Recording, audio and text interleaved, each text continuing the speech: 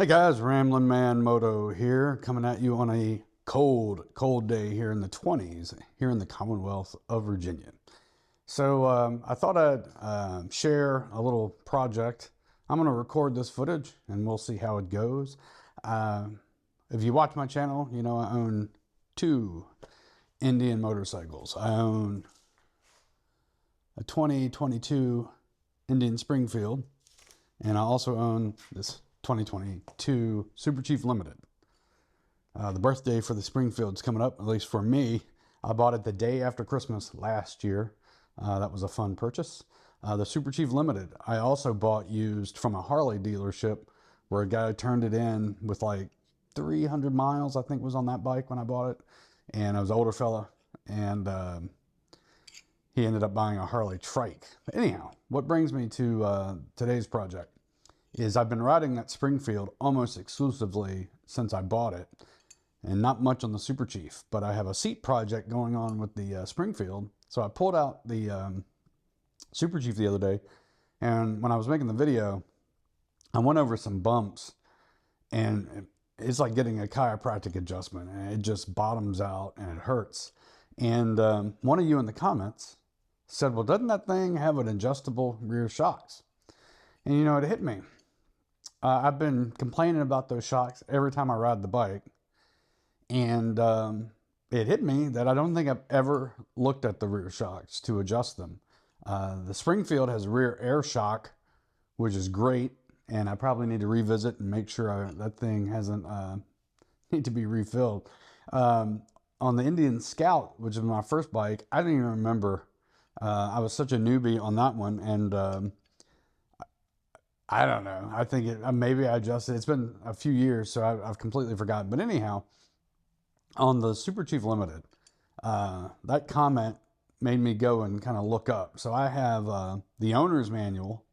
Then I have like the more expensive maintenance manual that somebody gave me a copy of.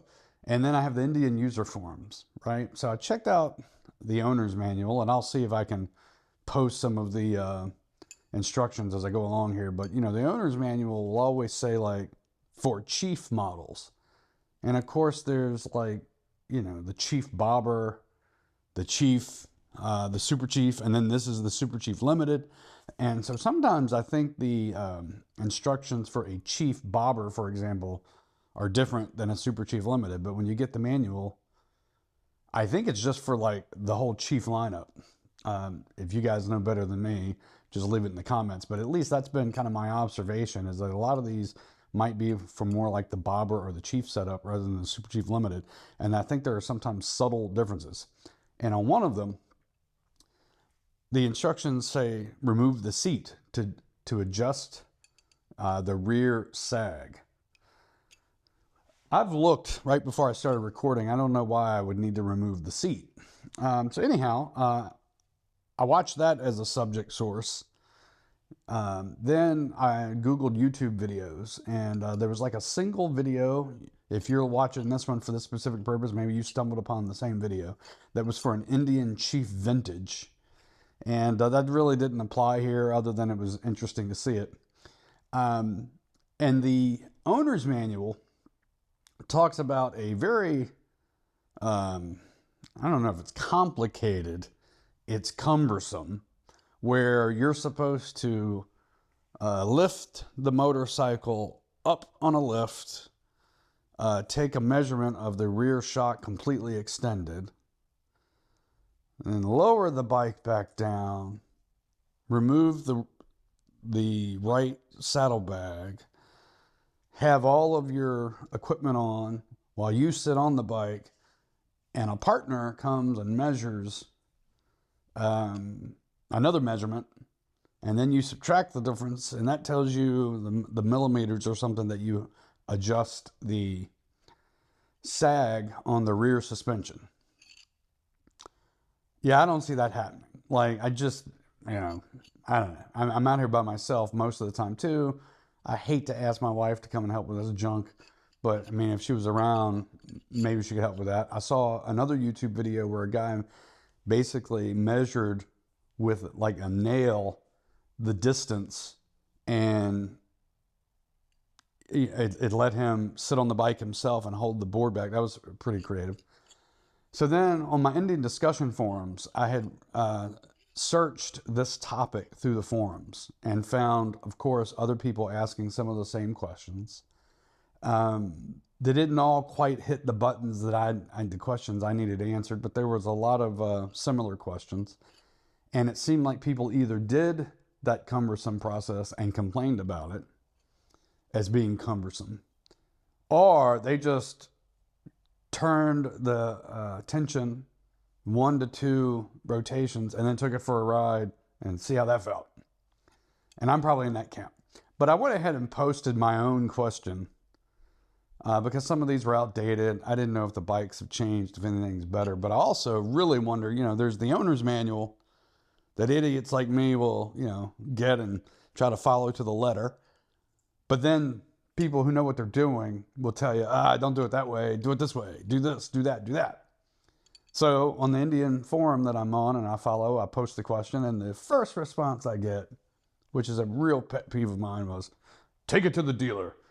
Sounds like you need to take it to the dealer. They'll show you how to do it. I imagine some people think they're being helpful with that response to tell another adult to take something to a dealer, as if I didn't think of that anytime something comes up. And usually what I think about it is, I'm not going to the damn dealer. The dealer that's the closest to me for Indian is an hour and a half round trip. I do not like them. I do not like their personality.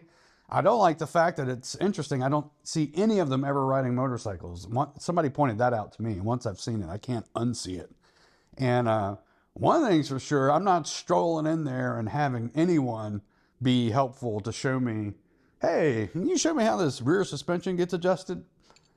I don't think anybody in that place is interested in either casually doing that, or even if I compensate them for it, I'd have to hear a whole lecture about how busy they are and about how Indian corporate sucks. And it just, I've had so many small and large issues with that dealership that me trying to take this up there, especially on a user forum where you go to discuss topics like this, it's like, well, I don't need that answer. That's not a helpful answer. So the question I had asked was, is this really how people are doing this? Are you really loading it up, taking all the measurements, getting it to spec? Are you guys doing some other trick? And I was just looking for pointers about, yes, that's what we do because that's important, or nah, here's what you do. Do it this way, that's all I do. And after the take it to the dealer response, a couple more people weighed in. A couple weighed in with links, saying maybe this will help. I'd already saw those links, and they didn't quite answer everything that I wanted. And then another helpful person responded and basically outlined that, yeah, you probably need to adjust that if you're bottoming out, make it firmer, and he even offered to, you know, have me send him private messages if I had some questions.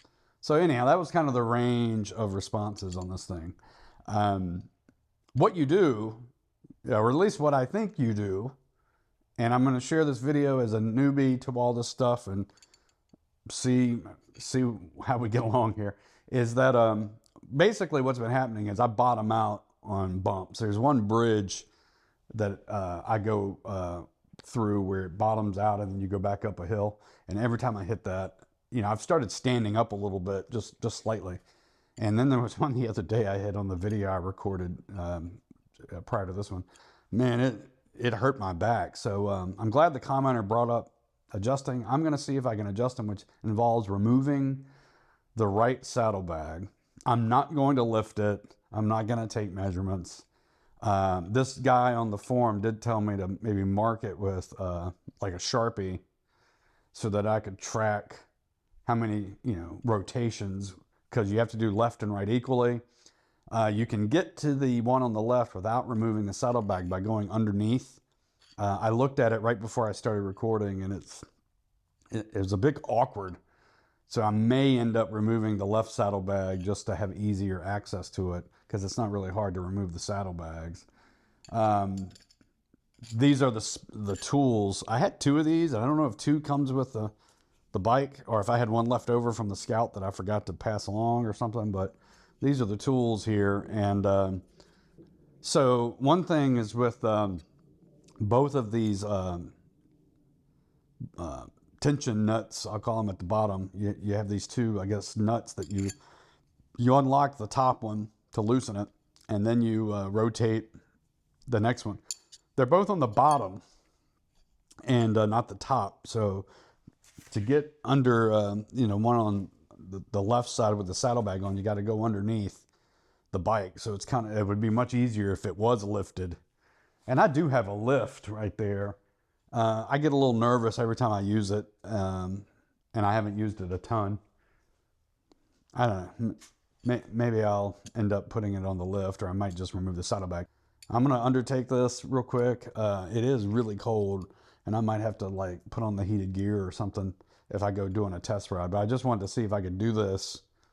And with this long intro, kind of see if I can get along here. I might remove the right saddlebag and then see if I can tighten and loosen that one, and then move on to the next one. All right.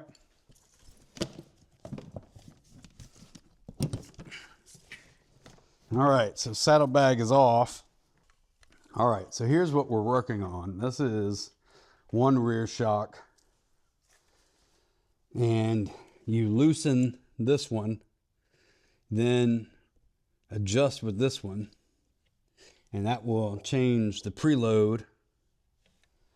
And then you have to do it equally on the other side. And it's much easier to do this with this saddlebag. You got to do it on this side, but on the other side, I think you can go through the underneath. Let's see. They said if you're looking at it from the top, well, counterclockwise would be this way. That thing's not budging. And of course, on the videos that I watched, it just was nice and smooth. It's not budging. How about the other one? I'm going to try it the other direction just to make sure.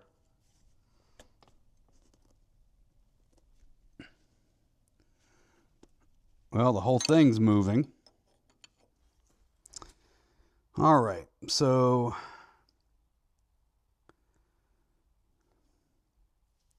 I'm just looking at the instructions again on this thing. It says, loosen the lock nut, 1, by turning it counterclockwise as viewed from the top of the shock. And the number 1 is all the way the one at the bottom. Then adjust shock preload by rotating the adjuster nut clockwise as viewed from the bottom of the shock. To increase preload, or counterclockwise to decrease. So I want to go clockwise as viewed from the bottom. All right, well, counterclockwise from the top, which is what they said to loosen, would be that way from the top. Seems like such a simple thing. And, I always say, once you know how to do it, everything seems easy once you know how to do it. But I've never done this before, so they're both moving when I do it like this. Let's see, maybe that's why there's two. Let's see, counterclockwise that way. Let's see if I can. Thing's not working. When I saw other videos, people were just using one wrench. They were not using two. Thought maybe if I held the second one. I swear, guys, no project goes according to plan for me, it seems. So right now, both of these are turning together.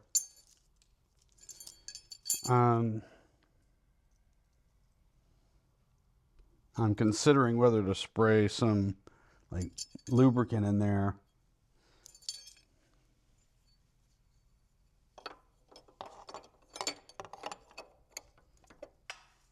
Taking a break.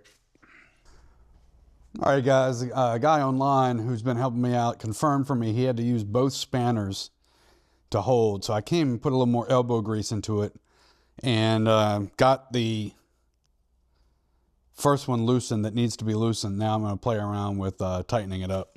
This is the one that you loosen. So we're going to loosen that up. Then this one needs to be firmed up. So just to double check their instructions, adjust shock preload by rotating the adjuster nut, which is the one closest to the spring,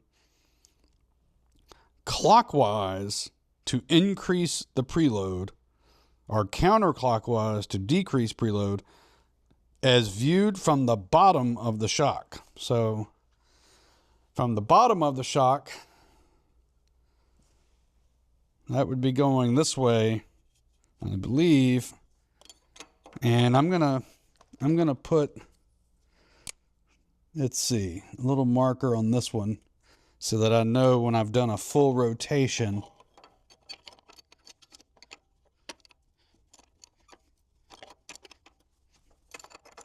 What was that? Where did that come from? That was on the bike. The advice I got was to do 1 to 3 rotations and then basically take it for a ride. And the guy helping me also said he doesn't do all the measurements. He just turns it one time and goes for a ride. Which of course involves putting, I don't know if you put the saddlebags back on just to do the test ride. All right, so that is basically 1 rotation. And if I do the other side, man, I don't even feel like anything changed. I assume it did. Maybe I'll spin it twice and see if I see.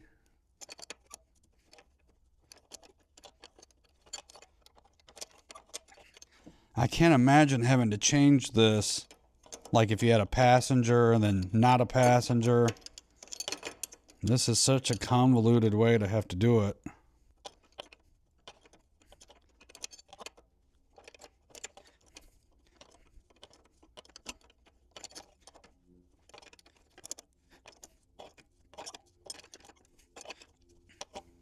All right, that's 2 rotations. And then you got to tighten this back up. And I guess I need to hold that again this way.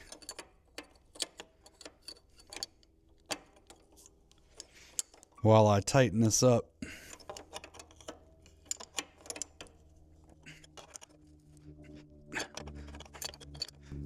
All right, so that one's tightened back up, which means on the other side, I need to do 2 rotations, and you're supposed to access this one by going underneath the bike.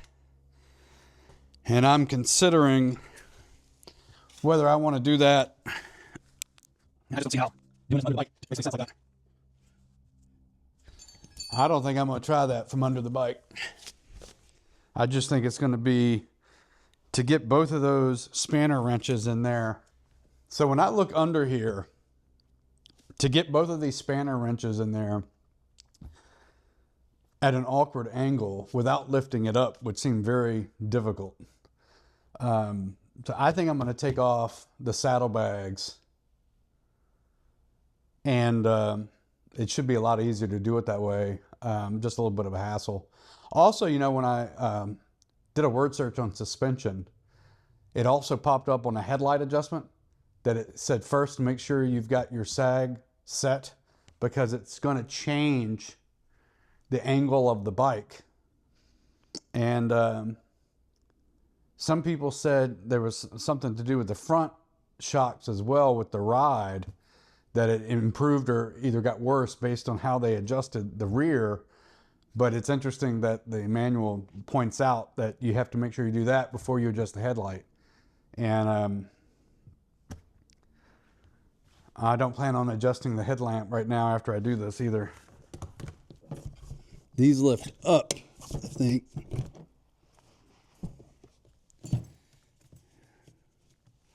These rubber gaskets there. Yeah, see, Even though the exhaust is not there, getting to these would still be a hassle. Let's see.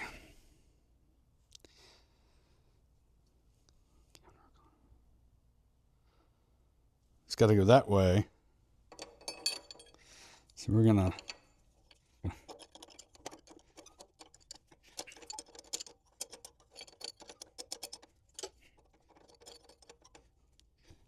Man, that looks like it's just busted knuckles waiting to happen here. Ugh, God. All right, so what I'm trying to do is do this one counterclockwise without busting up my knuckles. It would seem that it needs to go that way. I'm trying to hold this in place and then take.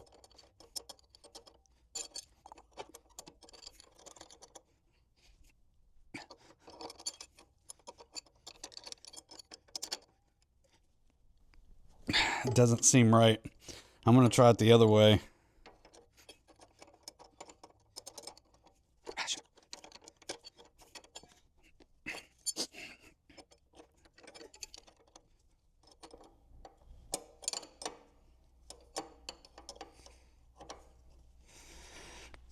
There we go. All right, so we loosen that one up. And then, and I guess it needs to go that way. Yeah. Let me get my Sharpie. But it said counterclockwise. Well, it's counterclockwise when looking that way. Something so simple.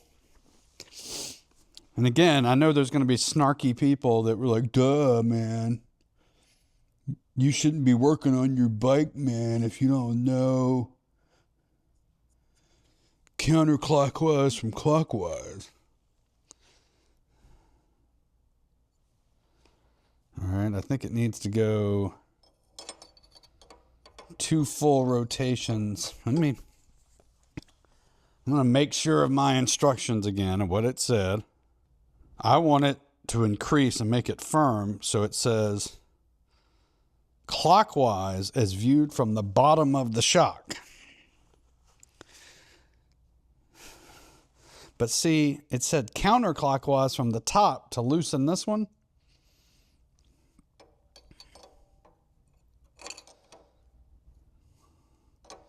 I'm thinking it's this way.